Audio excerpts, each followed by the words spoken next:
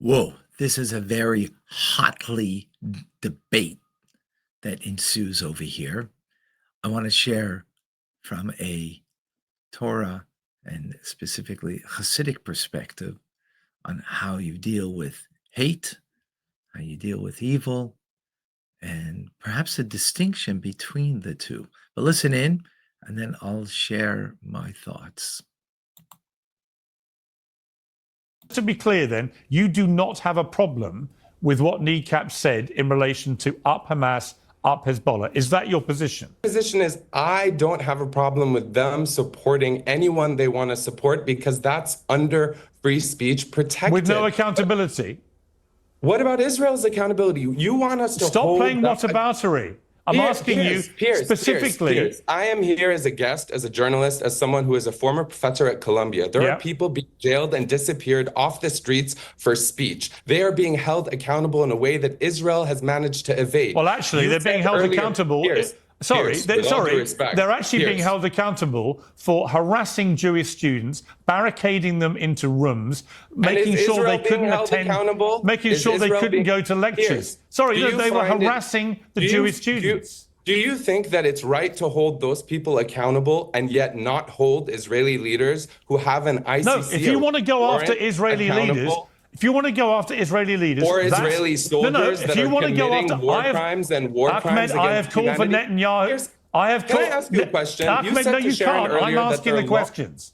I'm asking the questions. Ahmed, it is about framing. I'm asking the questions. It's my show. That's how it works. I've called for Netanyahu to go. I think there are some right-wing headbangers in his cabinet who should go too. I think the war has gone on way too long. I think the amount of civilian death is unacceptable. I think of all these things. I say them publicly on a regular basis, okay? But I'm afraid that the debate here is about whether this band should be allowed to continue performing in America, where they are publicly supporting terror groups. And at the moment, you don't want to answer that. All you want to do is keep saying, but what about the Israelis? Give me a chance. The violent rhetoric can be problematic, but it is far less problematic than the violence we are witnessing every day. And so if we're here to talk about whether Kneecap should be held accountable, I'm simply positing, is it more of a priority for any society, any civilized society? All right, well, it's a point of view. Hold people accountable. Let me bring in. All right, let me bring in the other guy. Okay, Ahmed, let me ask you this. Piers, Ahmed, no, stop talking for a moment, Ahmed. Let me just ask you, Ahmed, would you like to directly tell Hamas right now to release all the Israeli hostages? No, I wouldn't. Of course. Of course. So there's... Of course. So there's a beautiful story of the fifth Lubavitcher Rebbe, the Rebbe Rashab, Shalom Dovber, once in a museum looking very intently at a battle scene. And someone who was there with him said to him, Rebbe, what are you so intently looking at? He said, I want to see the difference between foolishness, folly, and real self-sacrifice. You can have two people doing the same thing, and one is foolish and one is real sacrifice of life. Two people with a gun, soldiers fighting, two people fighting. One is a soldier protecting loved ones, and another one who has also got a gun, but is a terrorist, full of hate, wanting to kill. The difference between the two is worlds apart. The discernment between the two, though, can be a hairbreadth, he said. So that's perhaps some of the things that are going on in Western civilization today. The difference between the IDF soldier and a terrorist are worlds apart. The discernment, though, can sometimes be a hairbreadth. Let me explain. What's motivating an IDF soldier? To destroy evil. To destroy evil, which is an obligation that they have. To destroy evil, because when evil rears its ugly head and is destructive, we have an obligation to destroy it. Now, if you can transform it, fine. But if it can't be transformed, that evil needs to be destroyed. That's an obligation. Why do you have to destroy it? Well, you have to protect the innocent lives. Innocent lives that were already taken are gone, but further innocent lives need to be protected. And therefore, you have an obligation to destroy that evil. Sometimes the destroying the evil is through courts, like someone who murders, in a,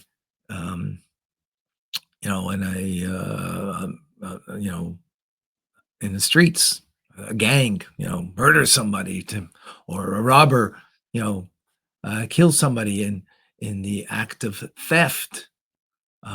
So that's in the courts of justice. But when it comes to war, well, there aren't courts of justice at that moment. Then the evil perpetrators need to be eradicated. Now, sometimes there's collateral damage that comes with that, but that's part of war. But the motivation is responsibility to destroy evil, to protect innocent lives. And that's what the IDF is exactly doing. But then there are those who are motivated by hate of something that is not like them, doesn't believe in what they believe,